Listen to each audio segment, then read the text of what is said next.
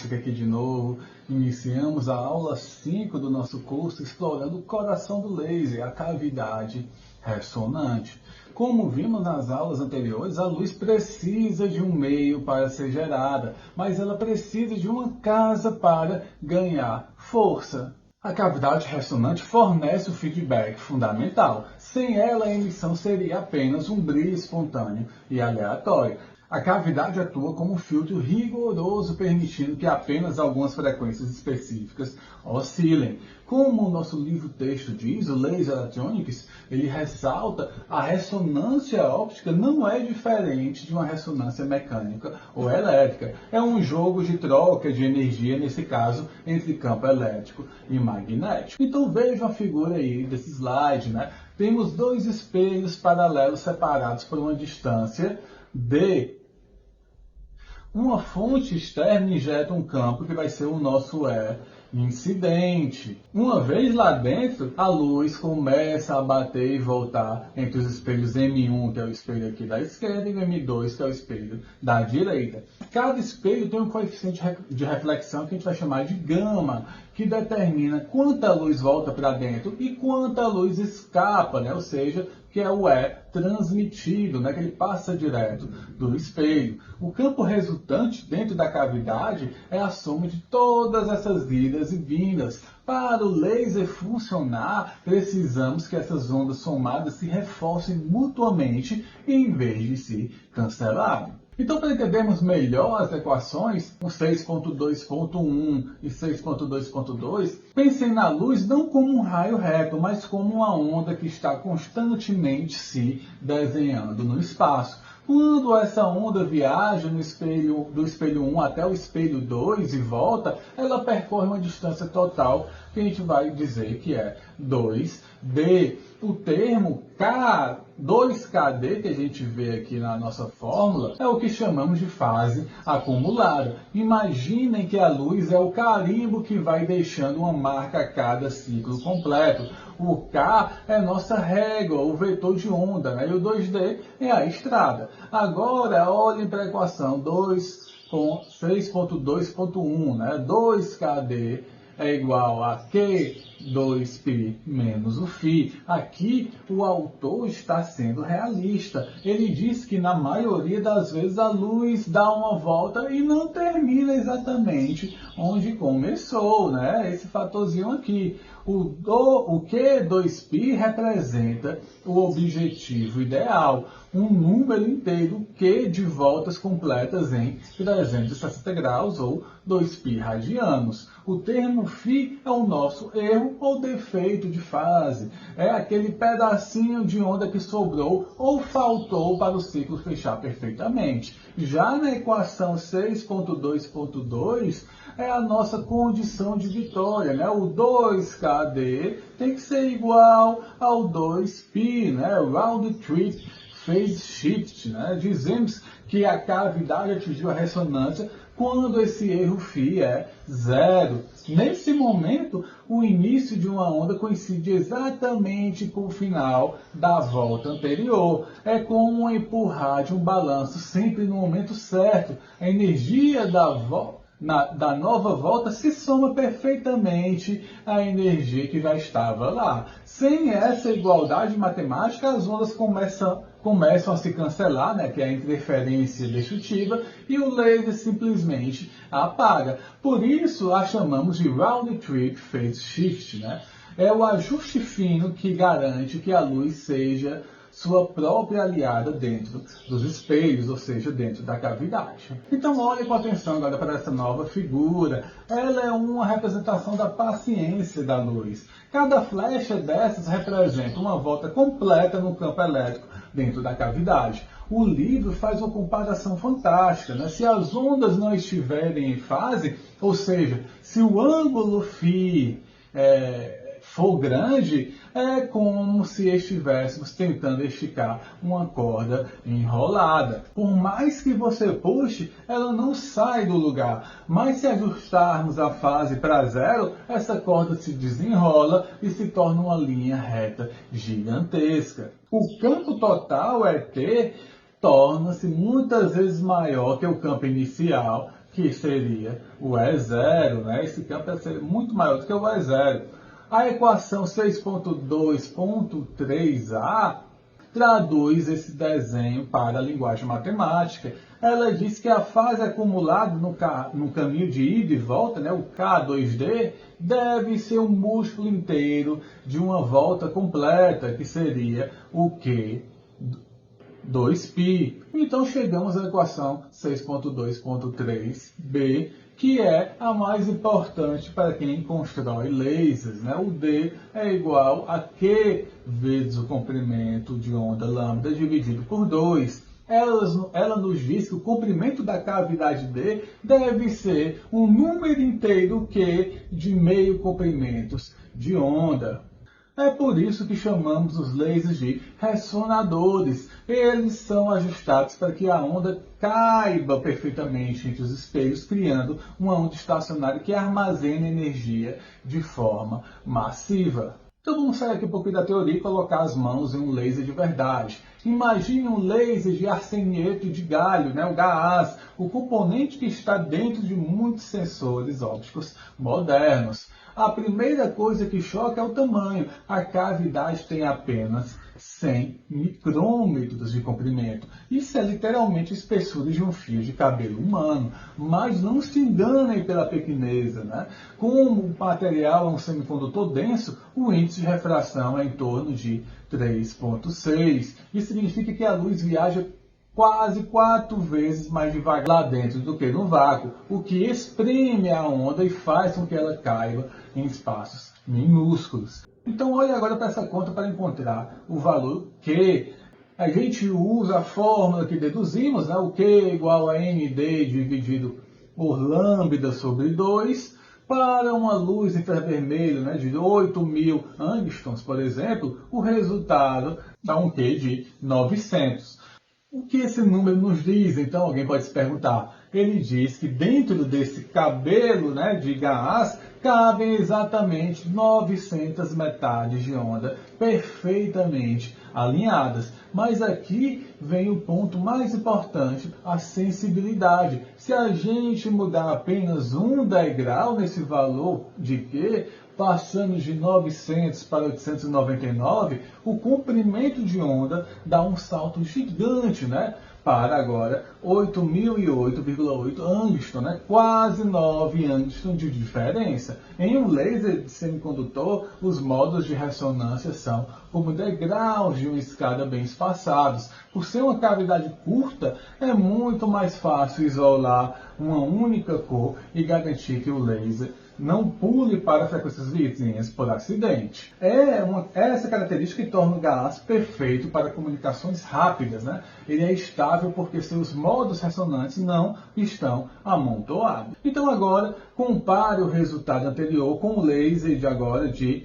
HNE típico de laboratório também. Aqui a escala muda completamente, saímos dos micrômetros para uma cavidade agora de 20 centímetros. O resultado disso, o número de modos Q explode agora para 632 mil. Isso cria uma situação fascinante. As frequências que a cavidade aceita estão separadas apenas por 750 MHz, que é a nossa Free Spectral Range, né? O FSR. Embora 750 MHz pareça muito na eletrônica de rádio, para a luz que vibra 476 terahertz, por exemplo, isso é uma diferença minúscula, né, de apenas 0,010 angstroms, né, entre dois vizinhos, né, modos vizinhos. Essa densidade de modos é o que torna os lasers de gás extremamente precisos. Como o livro texto ressalta, a emissão estimulada sempre será máxima nessas frequências de ressonância, pois é onde a energia consegue se acumular de forma construtiva.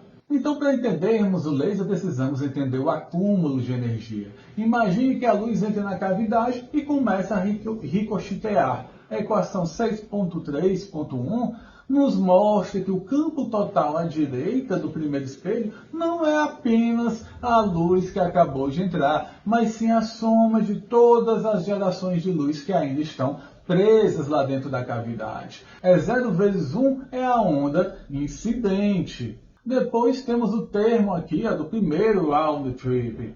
Depois temos o do segundo e assim por diante. Se a fase for perfeita, né, ou seja, estivermos em ressonância, o denominador dessa fração fica muito pequeno, fazendo com que o campo interno exploda. Então, como o livro destaca, as intensidades dentro da cavidade podem ser muito maiores do que as de fora. É como se a cavidade fosse um balde que armazena fótons. Você coloca um pouco de água por segundo, mas se o balde não tiver furos, o nível lá dentro sobe imensamente. A equação 6.3.1 descreve o campo que nasce no espelho M1 e corre para a direita. Notem que ele é o campo inicial, E0 dividido pelo termo lá de feedback.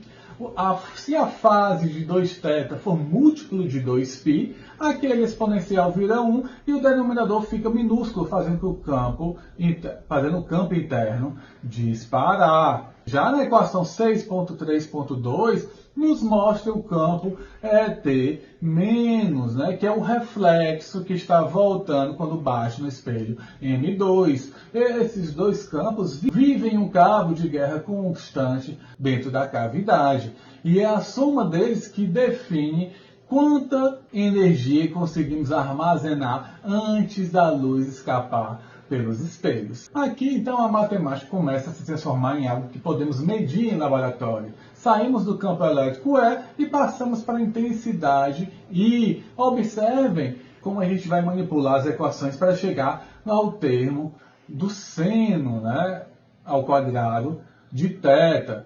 Por que isso é importante? Porque o seno ao quadrado é zero exatamente nos pontos de ressonância. Isso facilita a nossa vida para prever onde estarão os picos de potência máxima dentro do laser. Basicamente, estamos transformando uma soma complexa de fasores em uma função de intensidade que qualquer osciloscópio pode detectar. Então agora foque na equação 6.3.3. Ela é a nossa lente de aumento para o que acontece dentro do laser. Aqui saímos da teoria de campos elétricos e passamos para a intensidade real medida no ponto Z igual a 0 mais, ou seja, logo após a luz atravessar o primeiro espelho. Notem que o termo E0 ao quadrado dividido por 2θ representa a intensidade que o primeiro espelho deixa entrar. O segredo da potência de um laser está no denominador. Quando atingimos a ressonância, o seno zera, né, ou seja, esse termo todo zera, e o I vai explodir. É essa intensidade interna gigantesca que força os átomos a emitirem luz de forma estimulada, criando o feixe potente que conhecemos. Se a equação anterior era sobre o interior, a equação 6.3.4 é sobre o que o mundo vê, né? Ela define o coeficiente de transmissão T da cavidade inteira. Imagine que vocês estão iluminando o interferômetro de Fabry-Perot com uma lanterna. Quanta luz sai para o outro lado? A resposta está aqui. O numerador mostra que a transmissão depende da qualidade individual dos dois espelhos, né? Do R1 e do R2, da refletividade deles. Mas o denominador é o porteiro. Ele decide com base na fase de quem? Do θ de novo, né? Se a luz será barrada ou terá passagem livre. Se em um laser bem ajustado, essa fórmula garante que apenas a cor mais pura consiga atravessar o sistema e chegar fora do laser no detector, ou seja, atravessar o espelho. Aqui chegamos em um dos fatos mais surpreendentes da física de lasers. Se você tiver dois espelhos que refletem 99,9% da luz, você pensaria que nada passaria por eles, certo? Mas a matemática da equação 6.3.4 nos diz o contrário. Se a fase for perfeita, o T é igual a 1, né, que a gente viu aqui nessa equação passada. Isso significa que 100% da luz atravessa os dois espelhos. Como isso é possível sem violar a conservação de energia? Alguém pode se perguntar. É simples. A intensidade dentro da cavidade cresce tanto que o pequeno vazamento de 0,1% do segundo espelho acaba sendo igual a 100% da luz que entrou originalmente. A cavidade engole a energia até que ela transborde com força total na saída. Vocês podem notar essa mudança na notação. Saímos de θ e fomos agora para Q, π. Pensem no T de θ como um desenho completo de uma montanha russa com seus altos e baixos. Mas o que nos interessa no laser não é o caminho todo. O que nos interessa são apenas os topos das montanhas, onde a luz ressoa com força total. O termo QΠ é a coordenada exata de cada um desses topos. Quando a fase atinge esse valor, o termo de seno na nossa equação zera, a cavidade abre as portas, né, entre aspas, para a luz.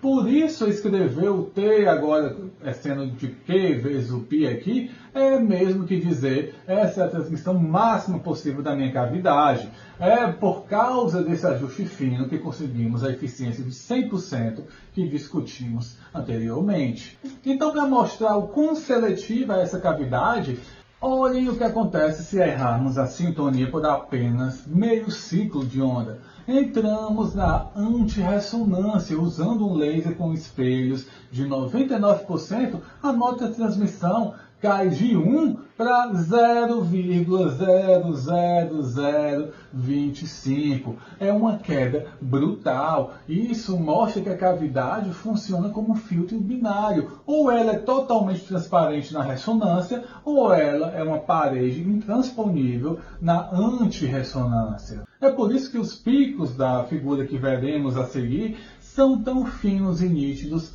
ou seja, a cavidade não aceita quase ressonância, ela exige perfeição. Então, como medirmos a perfeição que acabei de mencionar? Usamos o fator Q definido então na equação 6.3.5. Ele é a razão entre a frequência de luz que queremos e a largura do pico que a cavidade permite passar. Se o pico for muito largo, o Q vai se tornar baixo, né? E o laser é instável. Se o pico for fino como agulha, o Q vai crescer muito, vai ser altíssimo. Para calcularmos essa finura, usamos a equação então 6.3.6b, que define matematicamente os pontos de meia potência. Notem que esse valor depende puramente da refletividade dos espelhos. Quanto mais perto de 1 for o seu R, né, mais afiada e seletiva será a sua ressonância. Então vamos olhar de perto a equação 6.3.7 agora. Ela nos dá a receita completa para o fator Q de altíssimo desempenho. Notem que dividimos em duas partes interessantes. A primeira parte nos diz que o Q é o número do modo Q multiplicado pela razão entre o Free Spectral Range, né, que é da equação 6.2.4, e a largura de banda, que é quem? O FWHM.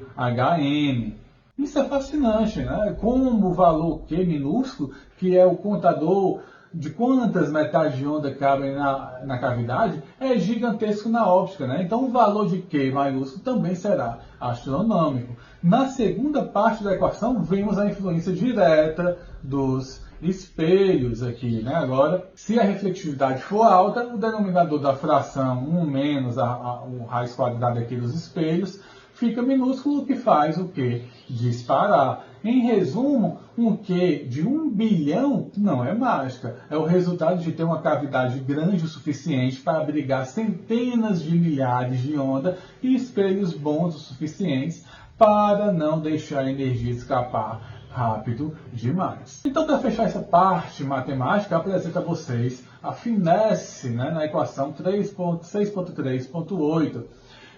Enquanto o Q nos dá valores na casa dos bilhões, a finesse nos dá números mais amigáveis para o dia a dia no laboratório, como por exemplo 313, que é um exemplo lá do livro, né, o livro-texto. A grande vantagem da finesse é que ela é a nota dada puramente aos seus espelhos. Ela nos diz quantas vezes o nosso pico é mais estreito do que o espaço vazio entre os dois modos vizinhos. Se você sabe a finesse dos seus espelhos, basta multiplicá-la pelo número Q número Q da sua cavidade para encontrar o Q total. Com esses dois números, Q e F, vocês têm em mãos o currículo completo de qualquer ressonador óptico no mundo. Então, terminamos aqui mais uma aula. Espero que tenham entendido um pouco mais sobre como funciona a ressonância do laser. Estou à disposição para qualquer dúvida. Nos vemos na próxima aula.